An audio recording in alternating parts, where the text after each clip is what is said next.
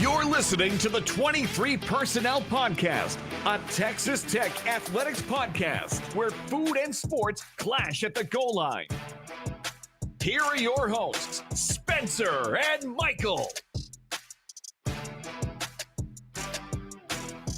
All right, what is up, everybody? Welcome back to another episode of the 23 Personnel Podcast. I am your host, Spencer, joined by Michael. Michael, what's up, man? I'm calling out the University of Texas. Oh, yeah? Because of them, and only because of them, the Big 12 is completely shut out of the 4-team playoff for its entirety of the championship, of winning a championship. No one else is to blame here, obviously. It's only them. I guess we could blame TCU a little bit. Maybe OU some, but no. UT had a chance, put together a drive with no timeouts, gifted 47 seconds on the clock, or 50. The ref even added 3 more to it, and still couldn't muster up enough offense through that powerhouse of 5 stars in a dome environment to get a touchdown on the board, and just therefore disgrace the Big 12 on the way out.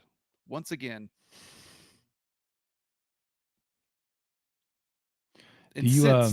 incensed at the University of Texas. Couldn't care less. Although it is funny, Texas and OU both lose their bowl game. True. It's also less funny that Iowa State did, but also still kind of funny. And I guess UCF lost their bowl game too, but yeah, not a great. We'll get to that.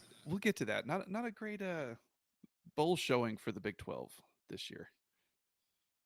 Texas Tech won, man. That's right. West Virginia won. Right. Kansas State won. The teams we kind of like won. Oklahoma State won. I like to hate Oklahoma State, but like playfully, so that I think that counts. Well, here's the thing: they beat the Aggies, so go Pokes. It's true. Yeah, that's the way to go. Not much other football news. We'll talk about the national title game and the playoffs. If you were upset about the teams that made it, the results this weekend did not help. Especially when you looked at Georgia. Good Lord. Oh my gosh. Like, they may have been pissed about getting jumped by Alabama. Maybe. And they let Florida State have it. Their last, I looked this up. I had to do the math. Their last 2 games that they finished for the 2022 and 2023 seasons, they won a combined score of 128-10. Yeah. You give them time to prepare, it sounds like. It's a butt whooping. Game over. Now it probably feels like maybe they should have been 4th and not Alabama. Like, I think a lot of the committee was like, we needed Alabama to be in there, and they gave them the opportunity when they beat Georgia in their conference title game. I don't think Alabama would have done to Florida State what Georgia did. No, I don't. I think they both would have won because Florida State was not interested in being there. They were without most of their they were without their quarterbacks. Would Georgia have beat Michigan? Maybe. Although the Alabama-Michigan lineup or matchup was pretty entertaining. All I know is you can't spell fraud without Florida State. I'm not even sure if there's no U. I can't. I'm fighting for a U. No, University, Florida State University. There you go. Well, I guess we could just kind of get into it, and then you can roll into more of the. We're already here. We're here. We are here. I will give the committee credit for giving us probably the 2 most competitive semifinals that we've seen in the same year, That's true. probably throughout this whole experiment. I'm sure there's something I'm missing. I know that there's been some really good games. I remember the Baker Mayfield game versus Georgia, I believe, 4 or 5 years ago, I guess now. That was a really good semifinal. But of course, LSU just actually beat the wheels off of OU in their semifinal. So that there's been some stinkers along the way, obviously, and I don't really remember them. But man, those two back to back, one of them going to overtime, one of them coming down to a final drive where Washington inexplicably couldn't figure out how to drain the clock.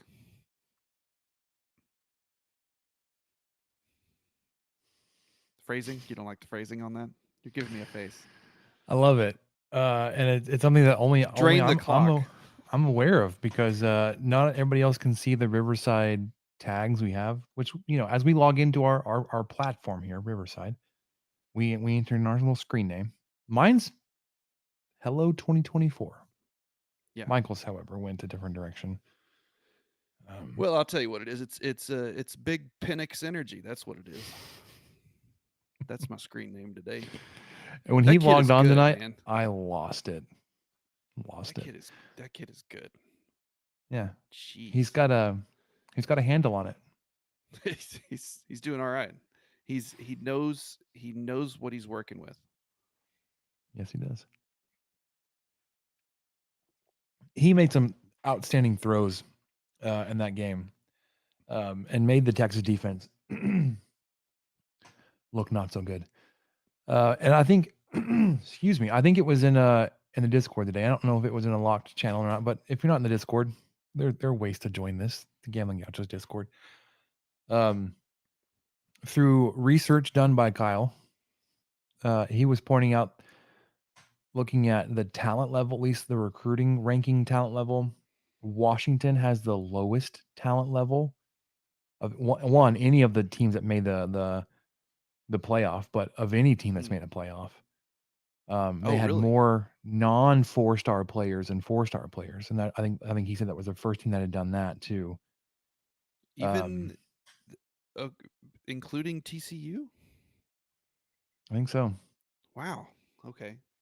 I mean, not to dog TCU any more than I already have, but that kind of surprises me.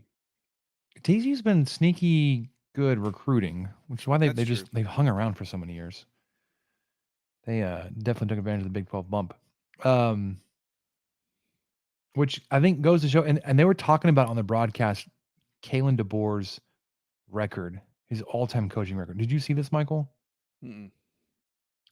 I think as a head coach of all levels, he's like 105-11. The dude's lost 11 football games in his career. Oh my gosh. I couldn't even tell you what thread it's in. So let me see if I can find it real quick. Kalen DeBoer, coaching history. So it goes back to Tech has lost that many in what, 3 consecutive Novembers? Probably. Not, He's 20. Not recent ones, but 25-2 at Washington.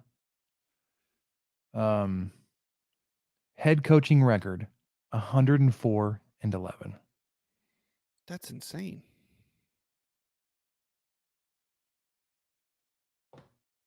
Well, and I saw too that this was a record of some sort. Well, I'm sure you did because you watched it too. But so that was the 10th game that Washington has won by 1 score or less, and that's some sort of record.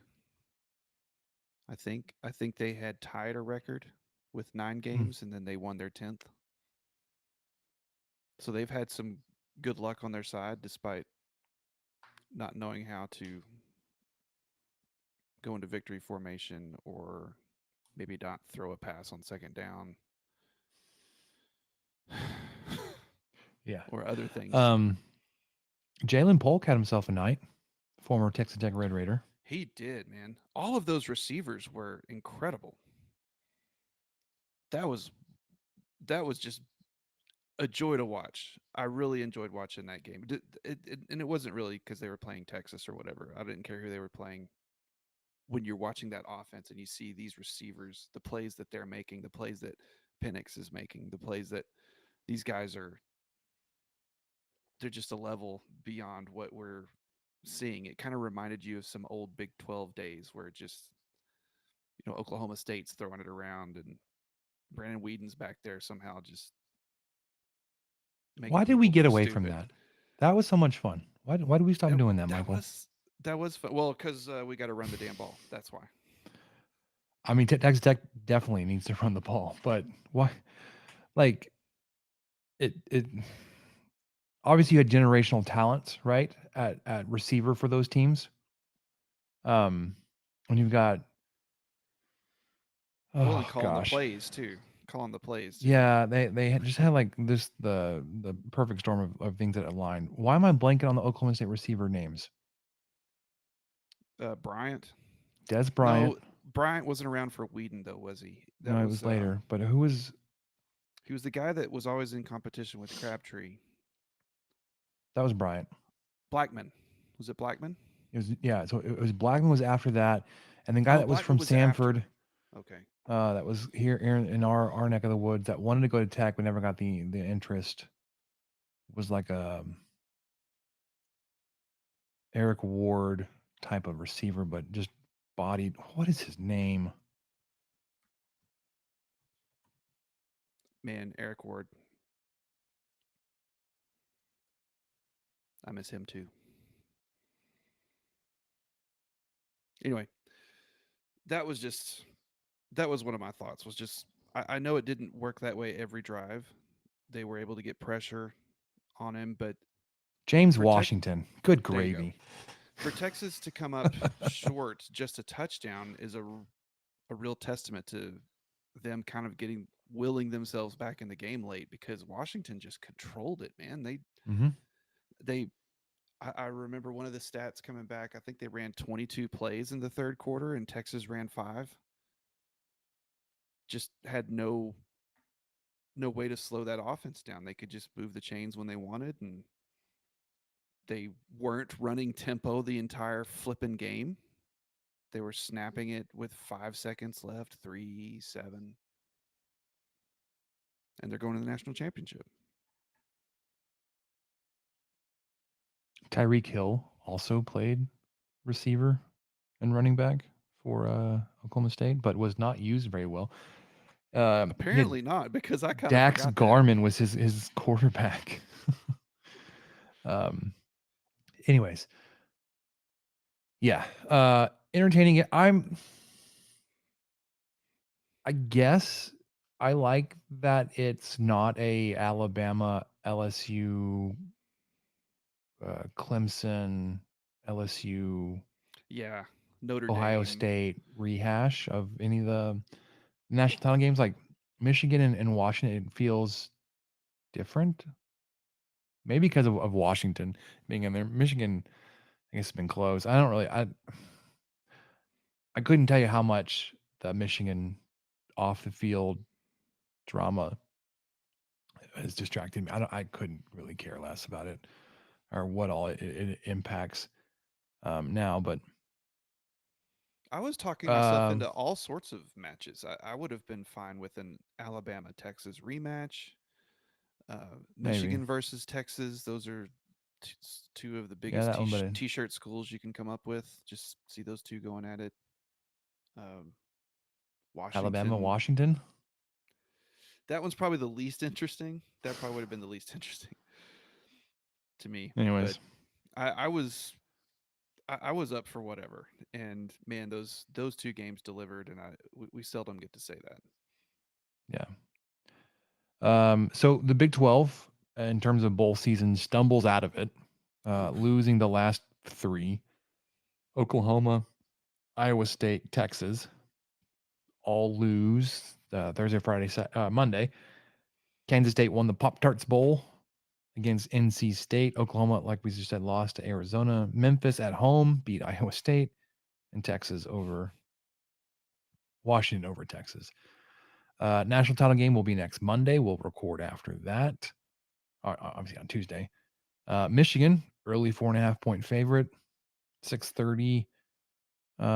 We mentioned, and I space on how to do math, Michael. This is not our 7th year. Well, it is our 7th year. We just finished our 6th year. Okay. We're entering our 7th. Yeah, you know where I had to find this out. Our podcast logo. You know what it says in there? Established. 2018. There you go. 28. So it was 2018, 19, 20. 1, 2, 3. That's 6. Those counting at home. We started in Q1 of 2018. January, like almost to the day, 7 years ago. Mm-hmm. So I claimed an early birthday.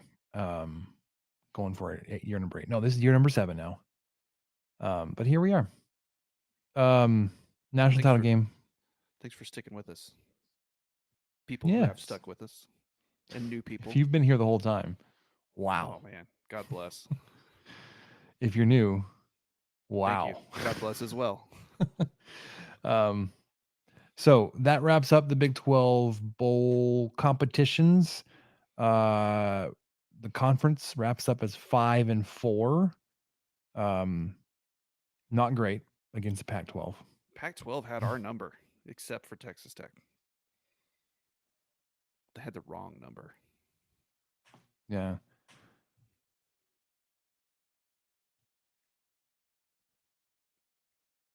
But Pac-12 did, or Texas Tech did well against the ACC, 2-1 versus them, 1-2 versus the Pac-12, as mentioned.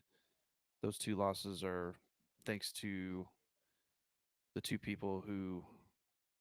teams who can go win in the SEC, thankfully.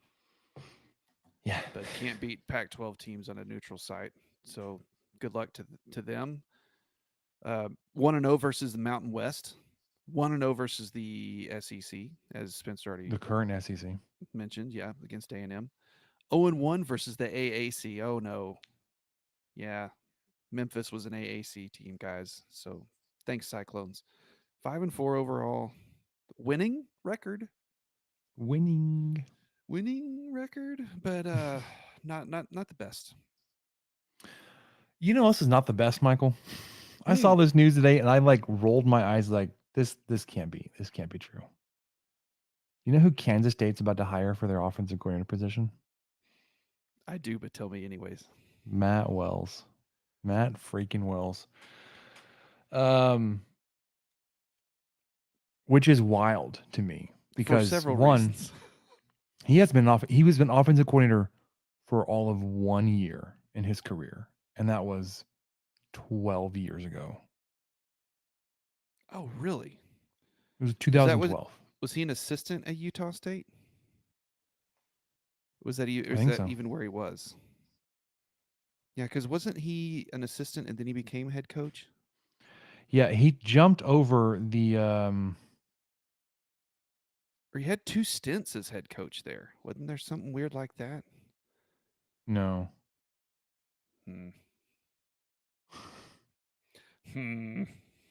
Yeah, okay. So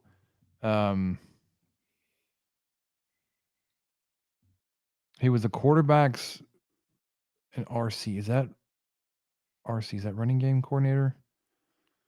Rushing game 2011. And then he was Utah State offensive coordinator, quarterbacks coach 2012, head coach 2013 through 2018, Texas Tech head coach 2019, 2021, 22 and 23. He was an offensive analyst for Oklahoma. Now he's a co-OC quarterbacks coach. Wow. Assuming this is accurate. Well, I just think, you know, I know a lot of folks have had a similar thought, but with this being a new year, you know, kudos to Kansas State. I mean, and really, they should just be called Karma State University because they've come around and they've done right by Matt Wells. They've hired the guy that they are fully responsible for getting fired. I know, right? It's so I just the irony or the story there that fired because of his performance against Kansas State to then be hired by Kansas State.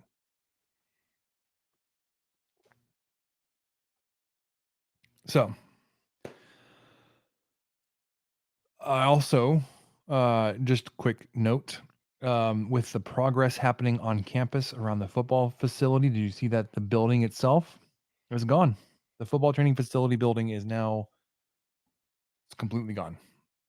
Just a blank hole in the ground. Where's Micah Hudson going to practice? A stadium, What are we indoor. going to do? And then updates. Can we cancel? We should cancel baseball so they can practice on the diamond. They have 3 football fields, man. Don't get me all defensive and territorial about the baseball field, man. The look you gave me, I thought, oh, I have crossed a line here, even as a joke. He was about to cut my mic. Just like, okay, Michael, you are done. We're done. I'll We're put you done. in a timeout. It's been a good 6, 7, 8 years. Not sure, but then done for a while. the also the progress on the south end zone building.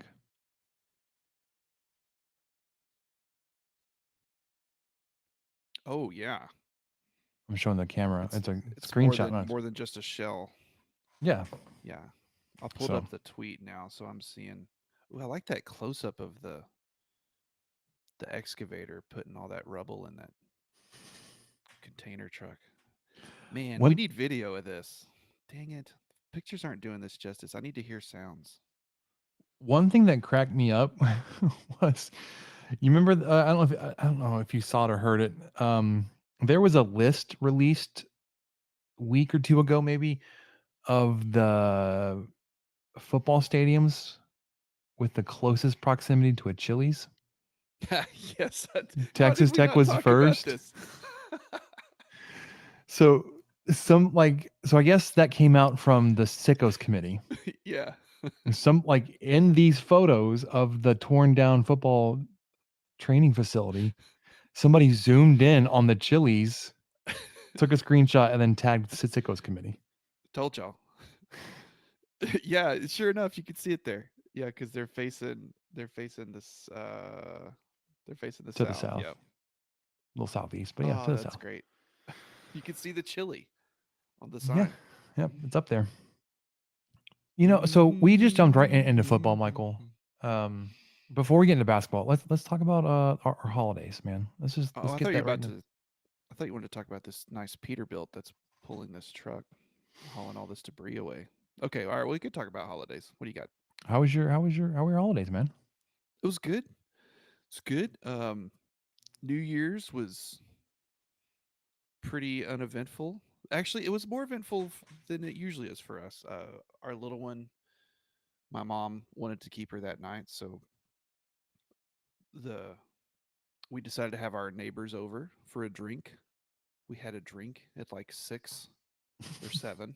It was very nice. Okay. And then we struggled to stay awake until midnight. Same. And then when we did, I completely botched the Freebird thing that I talked about last week. Just completely botched it. I was in the back room. The Wi-Fi service was bad, and I started it at the wrong time, and then it just like cut out. And oh no! The whole time my wife was like, "I don't get it." Like, no, it's cool. This Sorry, is... I think I could have messed it up. Yeah. And the whole time I was thinking, no, this is justifiably. Yeah. Of course you don't get it. No, she's not gonna let you do it again. She's like, no, we did that, Michael. We're not doing that again. And you're like, but we did the Freebird thing. No, she's like, it wasn't right. He's like, yeah, no, I know. Yeah. I didn't do it right. It's not my fault. Well, I mean, it is my fault, but I'll be better. Yeah. How about you? So we did our family gathering talent show thing, not Christmas Eve, New Year's Eve. Yeah. And it started off as a way to pass the time, obviously, because you have dinner. We always get together for dinner with the family, then pass the time until midnight. So we did that. It's the first time the past few, not the past few. I've done card tricks as my talent. Cool. And I've used last year. Was it last year? Well, it didn't matter. So I've done card tricks before. This year I dusted off the old violin and played that. There was those that have kids in the home that watch Bluey or are familiar with Bluey. There's an episode where Bluey is dreaming a lot. She's asleep a lot, and the tune they're playing in the background is from a piece of music I played in high school. And I dust off that piece of music because we have enough young grandkids and nieces and nephews that are all into Bluey right now. So I played that. Got a lot of fascinated children. That was a lot of fun. Ate way too much, and this is going back to Christmas. Um, gained 6 pounds. Loved it. Ate whatever the heck I wanted, whenever the heck I wanted. Entirely too much. I'm already back on the wagon, so we're good. I'm eating right, drinking right. And I don't know if it's just because like it was just so freeing just to have the like I don't care. I'm not tracking this. I'm not trying to keep up with calories or protein or No. fiber. If I want cookie cake, I'm gonna have some cookie cake. If I want a third helping of pizza, having it, man. So freeing. And I was like, but then the realization I had was like, my health process, my journey here, it's not a race. And I'm gonna toot my own horn here. Like, granted, I'm not the lowest weight that I was this calendar year, 2023. But over the year of 2023, I lost 98 pounds. Good night. Way to go. I I knew it I've was- since gained 6 of those back.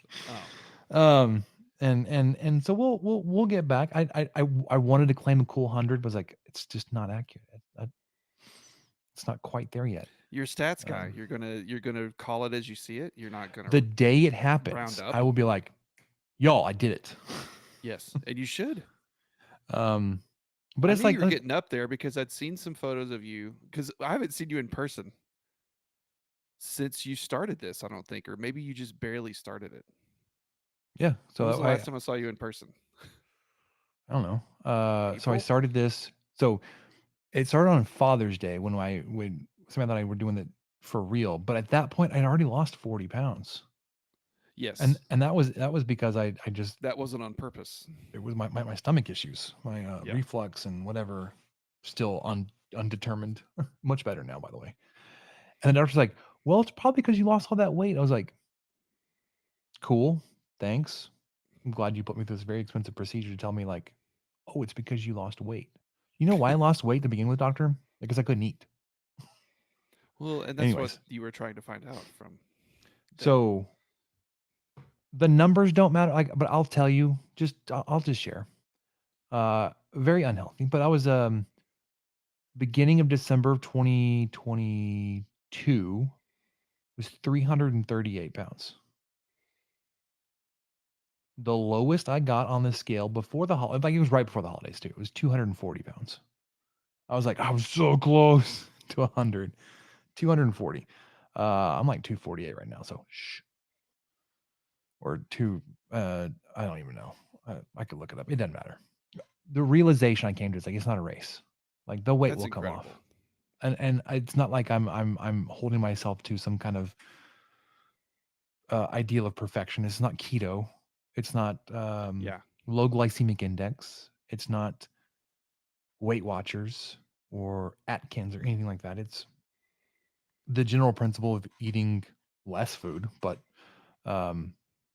eating more protein, more fiber, drinking a heck of a lot of water, realizing what an actual serving size is, and starting with that.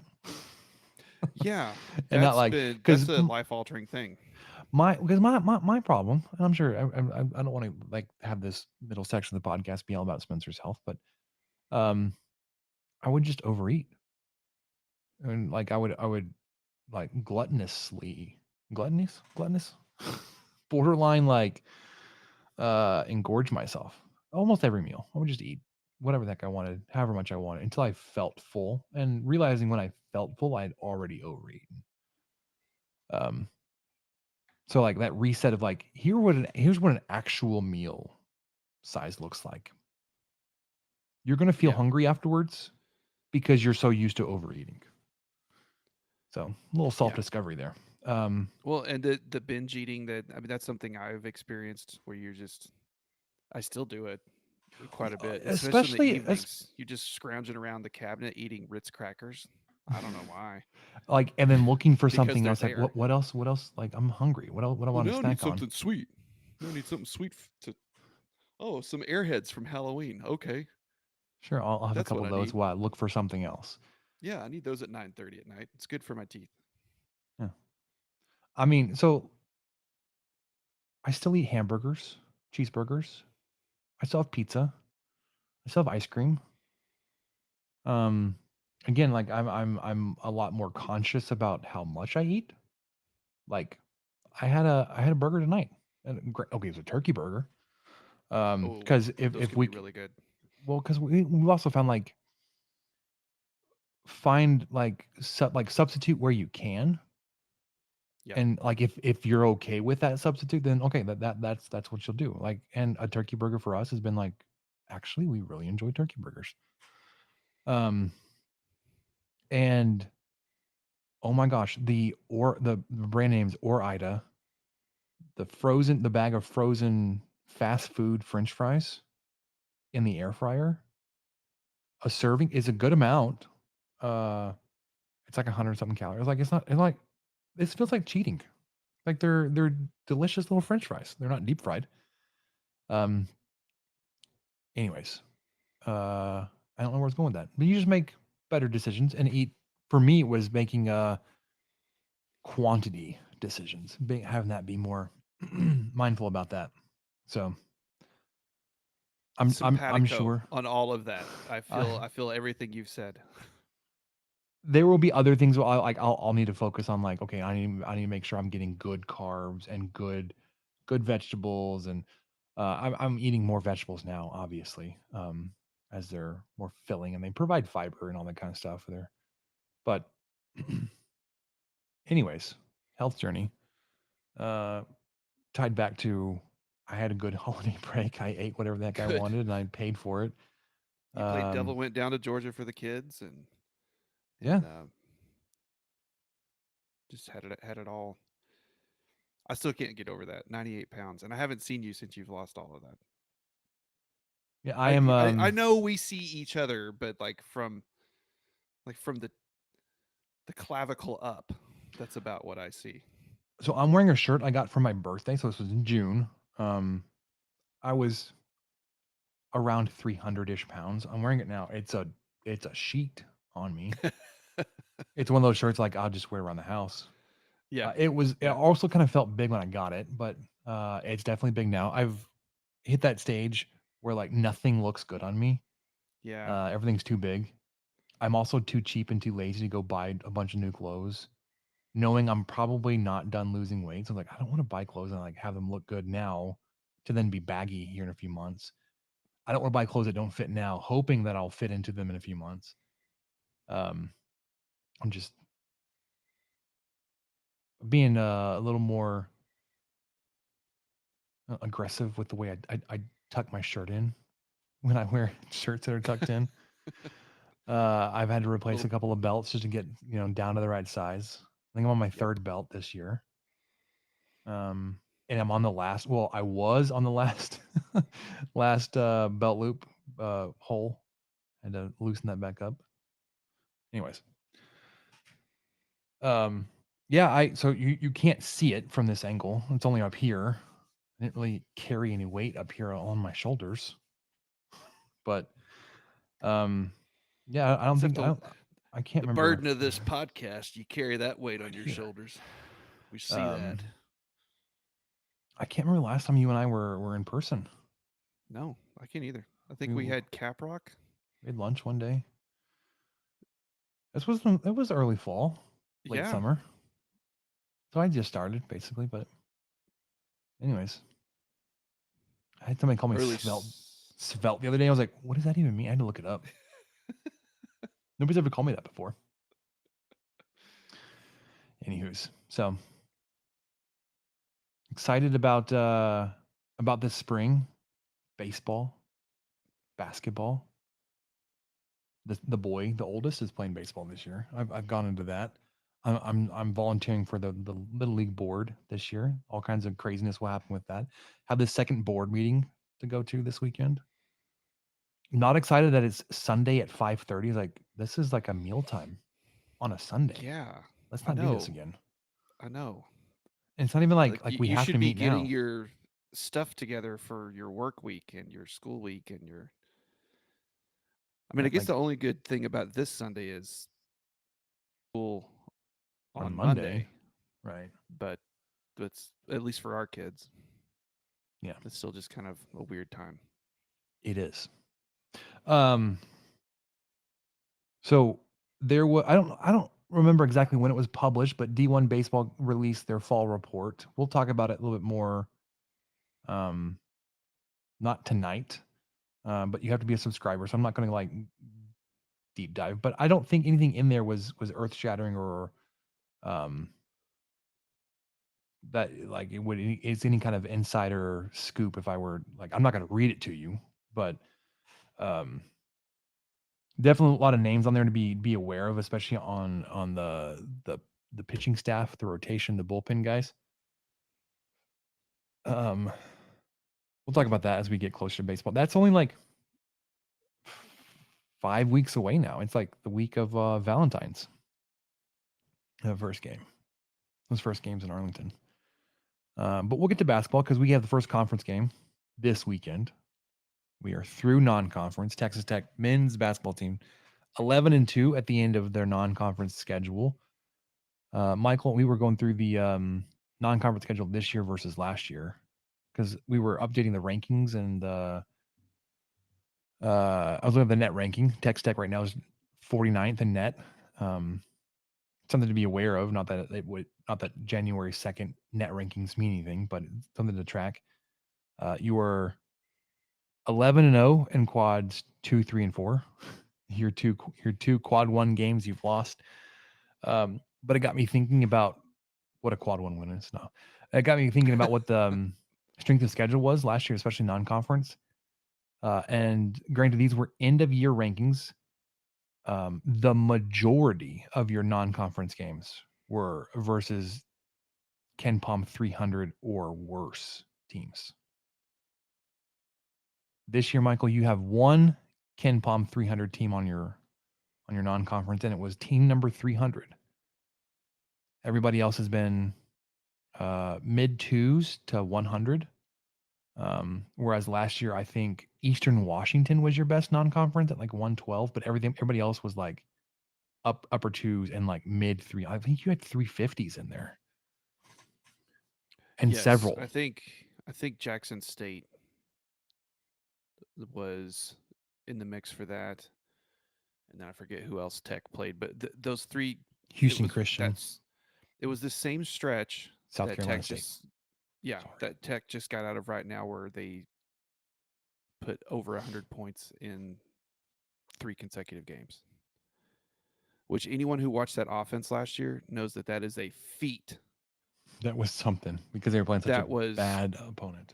an impossible thing for that offense to do, to put up over 100 points, and they did it 3 games in a row, I think. So that just shows the quality of the competition that was on the court last year. It went up this year, and at times, and I'm glad you brought this up, Spencer, because sometimes we talked about this a little bit before recording. During this part of the season, I get a little frustrated watching basketball because I just have no idea what we have. I mean, it's similar to watching Texas Tech play Wyoming in football, or struggle against Stephen F. Austin or something. You're just going, okay, what does this mean? Does this really mean as much of it a problem as I think it is? But then you multiply that times 12 games as opposed to just one. So that's where I always have trouble this time of year. It's good to see different guys get rotated in, get to see Walton come in more, work his way into a starting position here and there, see what McMillan can do off the bench. There's been a lot of positives, but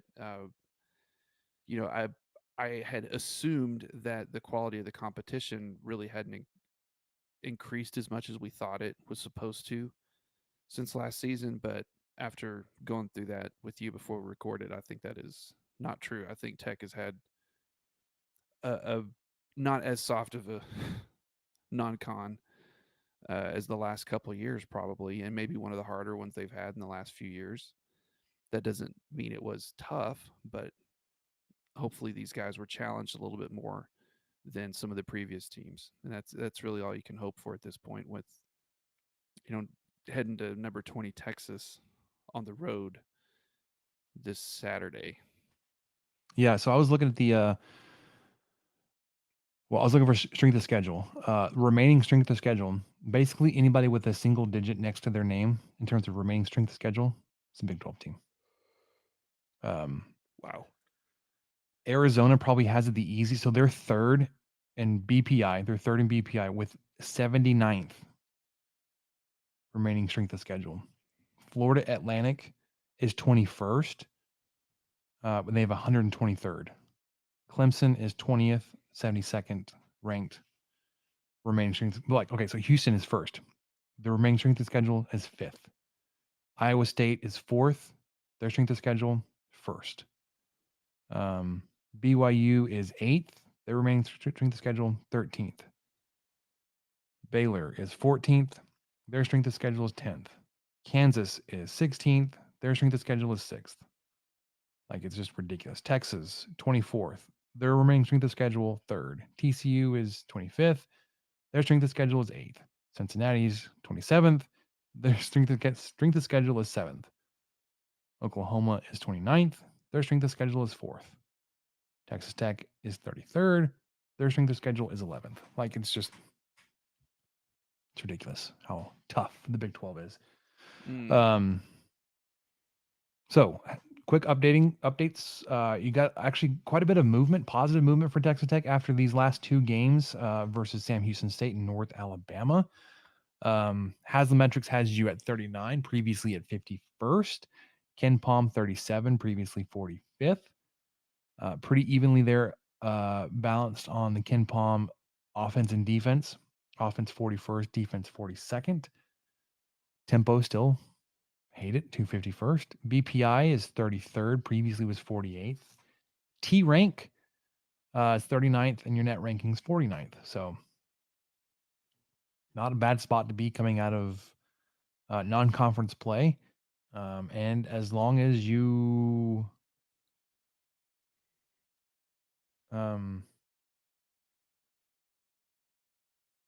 go 500 in Big 12 play, you should be in the conversation at least. Yeah, I mean that's the goal. That's what we have shot for and hope that could be in the cards. A team that won 5 games last year in Big 12 play, that's kind of a big ask, especially with such a tough conference that you've done a good job of showing how hard that's going to be to win.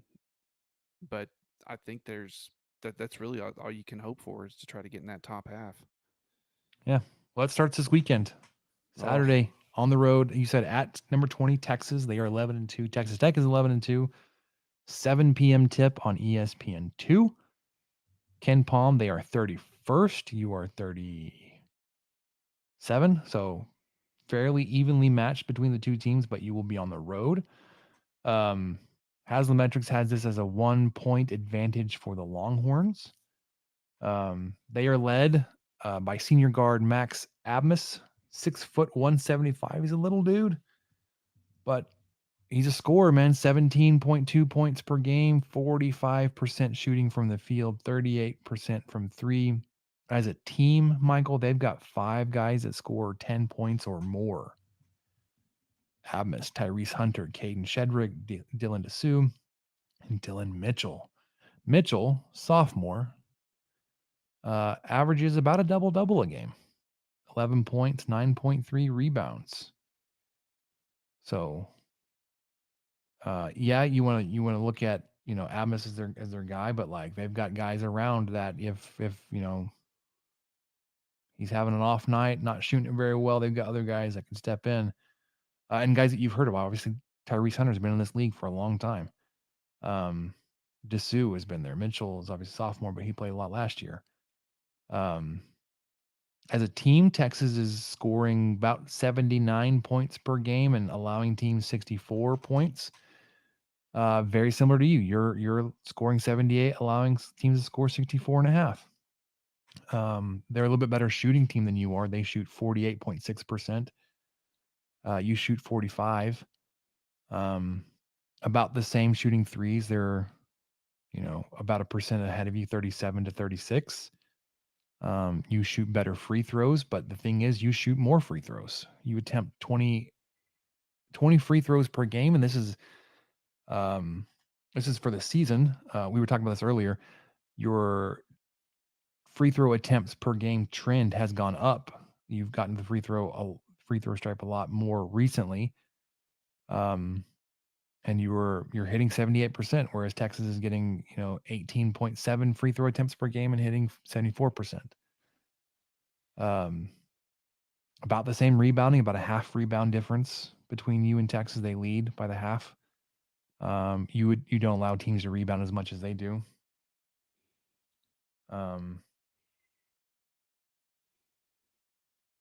They turn the ball over a little bit more than you do.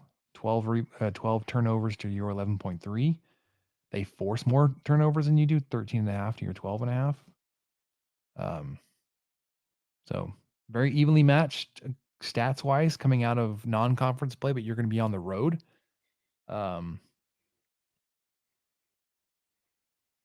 If you can steal on the road, man, this would be a great one to take.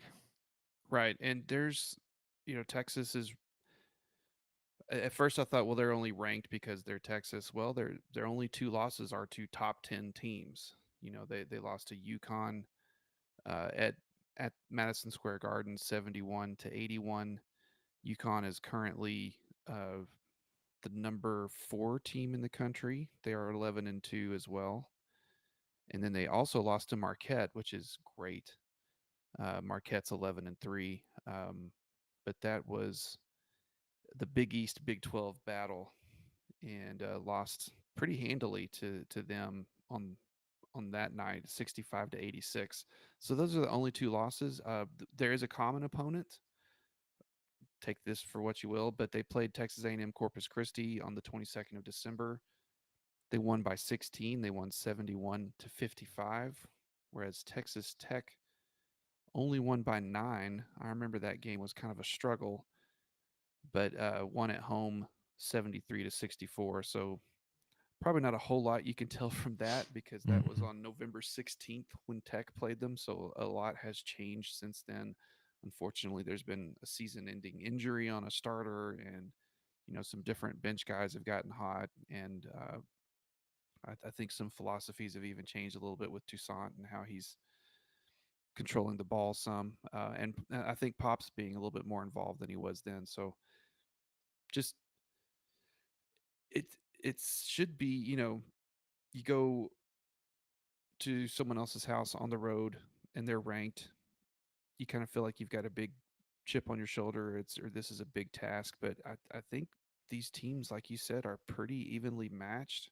Purdy, there's my West Texas Raisin coming out there for you, but they are evenly matched in a lot of aspects, and they do have some great playmakers, but so does Tech. It's just a matter of who shows up this Saturday, and if Pop shots are falling, then that's going to be a huge boost. I know I'm not trying to be negative. I just know that's not hasn't had his best year yet, but there's still a lot of basketball to be played. Yeah. So it'll be should be a good, close game. I would take the home team here, but you have 18. What did Coach Adams call these? Boxing matches a year. Sure. You have 18 chances. You need at least 10. Let's say you need 10 of them. You'll get your next opportunity on Tuesday because here's the thing about Big 12 play. It comes fast, man. Saturday, Tuesday, turn around. You'll be back home. We'll be recording after this one or maybe at the end of it. We'll see. Tuesday, January 9th, hosting Oklahoma State, 7-5, 7 p.m. plus 7 p.m. on ESPN Plus. Oklahoma State is bad. Not as bad as like West Virginia, like surprisingly, shockingly bad, but they're not good. Ken Palm has them at 97. Haslametrics has it at 86. Has this a pretty, I think, comfortable 8-point win in favor of Texas Tech. And we've said this before, how close these projections have been for Haslametrics. They are, I mean, if you look at the numbers, they're not all that different from you. Like they're scoring 76 points per game and teams are scoring 67. They're shooting 46% from the field. They allow teams to shoot 41. They're shooting 37% from three. The biggest thing that I notice is they don't get to the free throw line. They are attempting 16 free throw attempts. They're attempting 16 free throws a game and hitting 64% of them. And they turn the ball over a few more times per game, almost 14 times per game, which is a lot. So they are led. Yeah. I was saying, led on the floor by junior guard Javon Small. Not a small guy, 6'3", 195, 15.5 points per game. He's a shooter, 45% from the field, 45% from three. But unlike Texas, they only have two players that score in double figures, Small and then a guard named Bryce Thompson. They have this other guard. I don't even know how to pronounce his name. Quion. Keon? I'm going to go with that. Keon Williams. I can't believe I tried. I'm the worst at pronouncing names, so I'm sorry. This dude sorry, will. Mr. Williams. He fills up the stat sheet: 8 points per game, 6 rebounds, 3 assists, 2 steals, but also 3 turnovers. So every little statistical category there, outside of blocks, he's got something, and it has a few. Like it's not just like, oh, he's got like 2 assists a game or a rebound a game. No, he's a contributor, man. He's going to be big for them. So that'll be Tuesday. Texas Tech, I would say, would bounce back because I think it'll be a tough game this weekend against Texas. This upcoming weekend, you have a great next week, you've got a great opportunity to get your first home victory in Big 12 play versus the Cowboys of Oklahoma State. Yeah, Oklahoma State's, those 5 losses, some of them are really not pretty. Lost by 2 to Southern Illinois. Lost to Creighton. That's kind of understandable. But then, lost in overtime to Notre Dame. Lost to St. Bonaventure in Brooklyn. Lost to them by 2. They lost to Abilene Christian. Yeah, also lost to ACU. So just not great basketball right now. A couple of common opponents. They beat Sam Houston 85-70, and they handled Oral Roberts 81-60. Really not much to tell from those, but we've kind of been into that with the non-con. It is what it is. But this is a game Tech should definitely win. The only thing that worries me slightly, Haslam does have their defensive ranking, 63? Or Ken Palm. And, that's one of the higher defensive teams Tech's played this season, aside from, I think UTA was up there. But maybe not quite that much. So, Texas obviously is 46 on defense, but that's just kind of what you're going to see in conference play in general. But that's it's kind of comforting to see that they don't get to the line as much, or they don't seem to push to that very much, because UTA kind of got back into the game by doing just that. On the flip side, Michael, you have the 42nd ranked defense going up against their 137th ranked offense. Yeah, that's they may struggle on the road. Yeah. Their weakness against your strength. It's Tuesday night, January 9th, 7 p.m. Bring it if you're there. And I'm guessing. Is it okay? Can we transition to the Lady Raiders ball Please. quickly? Okay. Tomorrow night, Wednesday night, January 3rd, here in Lubbock, number 10 Texas, the Longhorns come to town, 6 p.m. playing the Lady Raiders. Lady Raiders are 12-2 now. They are 1-0 after their first Big 12 game of the season with a big win on the road. I mean, I think any win on the road in the Big 12 is big.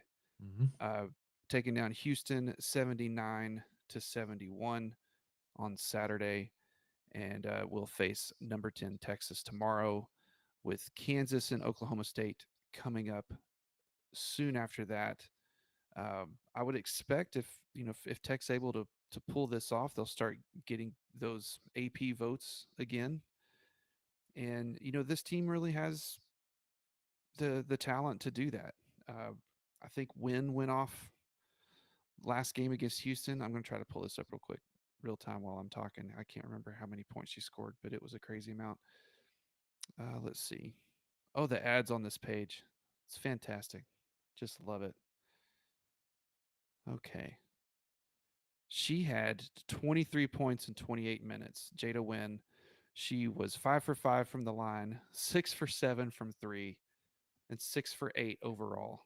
So she missed 2 baskets on the day. One of them was a 3-pointer, and netted 23 points on the road. Maupin had 19. Kyla Freelon and Jazz Shavers each had 10.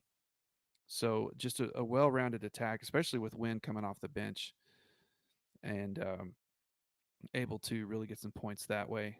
But I think Tech really has a chance to pull this off at home, and I think there's going to be a great crowd. And if you can make it go, I wish I could.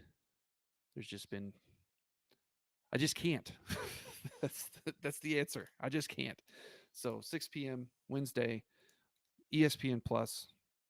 Cheer on your Lady Raiders and see if they can get their first Big 12 home win of the season. And listen to Seeing Scarlet. Follow them on Twitter and get all of their reactions via their Twitter feed and their podcast feed. Yeah.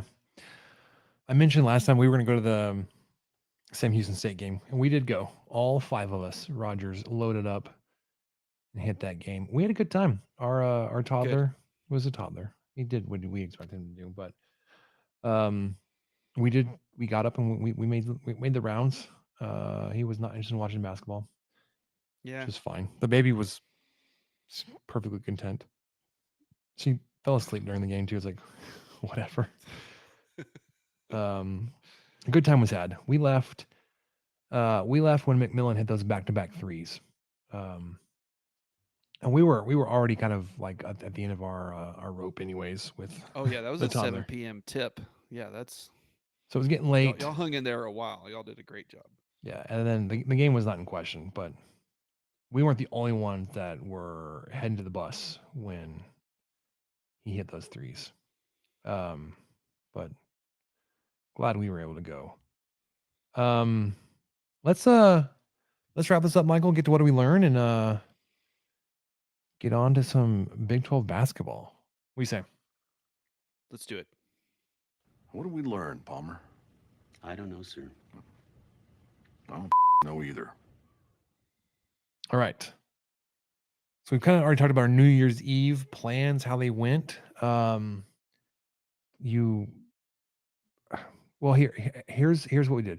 We came back from that talent show. We had it somewhere, and we came back for those that didn't want to stay up all night. The intent was to watch the 11 p.m. New York New Year's Eve. Missed it.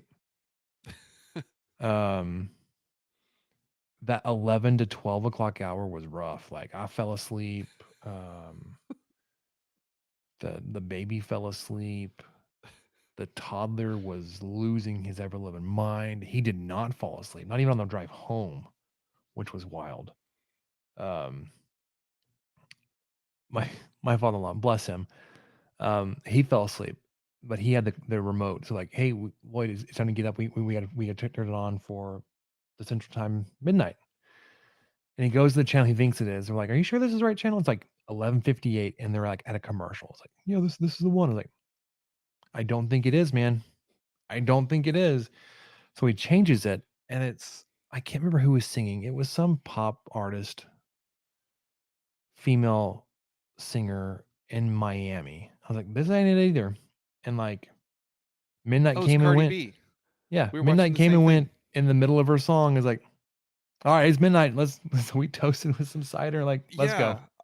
I don't know what that I did the same thing. I switched over to Dick Clark's New Year's Rockin' Eve, and that's what I was trying to time up with Freebird because I wanted whatever was happening on the screen to happen at the same time the solo hits for Freebird. And I botched it, and it was Cardi B, and she was in Miami, and I Mhm. kept asking Allison, I was like, "Was this pre-recorded? Is this now?" Because I had it muted, like an old man, so that I could hear the and then it was just the same thing happened. The ball didn't drop. They didn't show like a footage of it dropping or anything. It was just Like, why all of would a sudden they it's 2024. Okay. like whoever the producer was, the director? Like, I hope they still have a job, but like, what were you doing? Like, Central Time Zone midnight, and you throw to a Eastern Time Zone concert Yeah, that must have that been pre-recorded.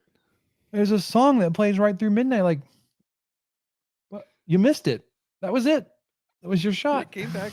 Seacrest just looked all awkward. All Hmm. right, there's the year. That was Cardi And B at then midnight in Miami. Like, Miami's on the Eastern Time Zone, I know it's 1 o'clock in Miami. What's happening? so that's what we did. Yeah. We toasted, and then we like booked it home. Like, we gotta go. Did you have fireworks? We did not do any fire. We saw a bunch, No, but we no. I didn't figure you did any, but my gosh, I kind of forgot about that part of New Year's. They started at about 10. oh, I and, thought, for what are we sure our doing? neighborhood did because everybody thinks that they're we're out in the outside of city limits. Yeah, Like, I we're in the do boonies not. out here. No, you're really not. No, no. You're among very flammable dead grass right now. I'm surprised it was legal to sell it this time of year. I figured we'd be under a burn ban. I don't know when the last time we got any. We did get some rain a couple It weeks was ago, like the I week of guess. Christmas. It rained a bunch. It Yeah, was like misty for 2 days straight. yeah, that was great. It actually felt kind of like winter. But yeah, I don't know what prompts people to just set them off in the matter of which they do in the city limits around our neighborhood. It's insane. And 12:30, I think, was when I finally fell asleep, so they died down enough. And then someone started back up at 2:15.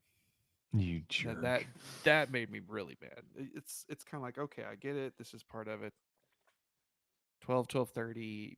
All right, that's part of the deal. But to go silent and then 2:15 you start back up, I wanted to get in the car. Go find him. Who is this?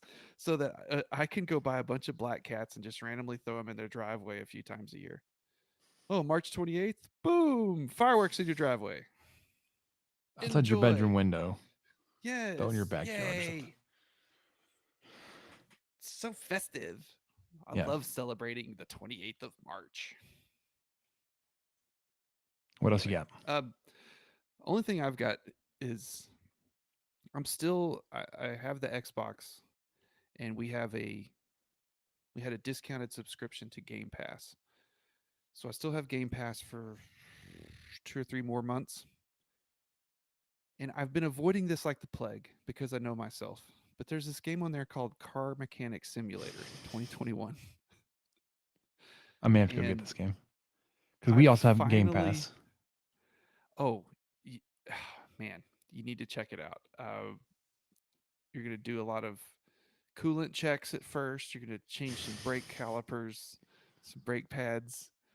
Uh, I, I, I could give you some tips because I upgraded my shop too soon. There was no Mm. reason for me to upgrade my shop as fast as I did because it's not like two people can work on two cars at once. It's just going to be me. So I should have used that money on other things, like because you can go to the junkyard and you can get cars from the junkyard and fix them up, which is a whole different thing. You've got to have quite a bit of money to do that. But yeah, so I've got a new thing that I'm semi obsessed with, and I kind of hate myself, but it's fun. it's really So is it a part of Game Pass, addicting. or do I have to like also be prepared to buy this? Oh no. If you have Game Pass, you're good. You just download it and go to town. There's some DLC and stuff that obviously you'd have to pay for, but there's no point in doing that with a Game Pass game. And the game itself, though, because I'm already looking, thinking I may have to buy it. The game itself is like 20 something dollars Mm, because so it's it's cheap. it's 4 years old, so it's been around a little bit. So uh, it's not a super expensive one to get if you end up needing it, but want to downgrade to Game Pass Core, learning all the different Game Pass lingos. We're on the Which one Core is cool. whatever allows us to also play online. So we had to get that for Fortnite. We're a Yeah, so Fortnite family. you at least have Game Pass Core. What I have is Game Pass Ultimate, Ultimate but that's sounds familiar because though. It's like yeah, but 16 or that's 17 because I dollars a had month. some. It is, but I paid up front for a year because that's usually how I do it. Is I pay for back when it was Xbox Live Gold, I'd pay for a year at a time because it was cheaper. And so I did that last time for Xbox Live Gold because they still had it then. But then they said, "Oh, for $1, you can have Game Pass Ultimate, but you'll have it for 8 months instead of a year or whatever it was." And I was like, "Oh, okay, sure. I've already paid for the thing." So if you have that regular Game Pass Core, which replaces Xbox Live Gold, you no longer get games for free each month that you can download and buy and keep as long as Mm. you're a member. But they have 20 or 25 games there that you can play, including Fallout 4 and Fallout 76. And there were several others. Oh, that totally unreliable delivery service. My 7-year-old and I have been playing that on Ultimate, and it's on Core, which I'm really glad because I'll probably go back to Core eventually. And she loves that game. She laughs so hard. The physics of it are so dumb and great and frustrating, and it's fun. That one might be worth checking out if you want to. Totally reliable delivery service. Totally It's on there reliable too. delivery service. Yeah, it's just silly as all get out. You are a blob of a human trying to deliver random boxes in this really weird physics environment where people gravity's kind of like the moon. It's not. It's sort of implied. It's not really. It's implied. It's not a yeah. You're not at 1G here in this world. You're at 0.4 or whatever it's going to be. So it's a lot of fun though. You got little cars you try to drive around because the mechanics of driving is purposefully awkward and difficult, so it makes it funny. Like even if you think you're good at, or if you are good at driving games or something, you're going to get in here and drive this, and you'll be ass. You'll just be actually awful. I was like, oh, I could fly a helicopter in Modern Warfare. Okay, I can fly one in GTA. Yeah, try it on this one, bud. You're not going to do very good, All right. but that's what makes it fun. And up to 4 players can play at once locally. So her and I can play at the same time. And so you grab boxes or you grab things. One of her favorite things to do is to grab me and just drag me around, and she will just start laughing so hard she starts like you can see tears in her eyes. It's just the funniest thing in the world to her. We Grayson got Super Mario Party Superstars or whatever for Christmas. So we've been Nice. doing a lot of that together as a family. He got some additional Switch controllers. So he got a Pro controller, and then he got a new set of the Switch controllers themselves because we were having issues with him keeping them being functional. But right now we've got a couple of sets that actually work. So the three of us are actually able to play some of these mini games together, and we were doing it for a little bit last night. And he kept wanting to go in the co-op, like the 3-on-1, where he was the one. He wanted the Oh, Samantha and I and the computer to go against him. But like he's feeling by pretty salty. choice. Yeah, and he kept losing too. But like he kept signing up to do it. I was like, all right, dude. We've been playing Snipper Clips on Switch lately. Cause same thing for Christmas. My wife got because it's mainly her system, although I do commandeer it on occasion, but that's mainly hers. And so her mom got her a Pro controller for Christmas. And so we have that in the Joy-Cons. Mhm. So we have 2 full controllers now, which is really great as opposed to the 2 tiny Joy-Cons.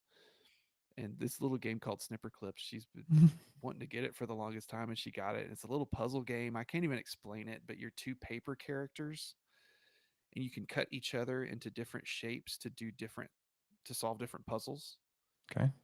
And you can, I mean, it's 2-player, it's 3-player, but the 3-player is not really 3-player, it's 4-player. But one person has to switch between 2 of the characters, so that was kind of disappointing. But it's been a lot of fun. That it's not my cup of tea. I get really frustrated with it, but my wife and daughter really like playing it, so I suck it up and I play. Mm. But and my head, they understand it better than me. I'm cutting the wrong shapes. I'm doing all sorts of weird stuff, and I just kind of have to. Okay, so what do y'all need me to do? Yeah.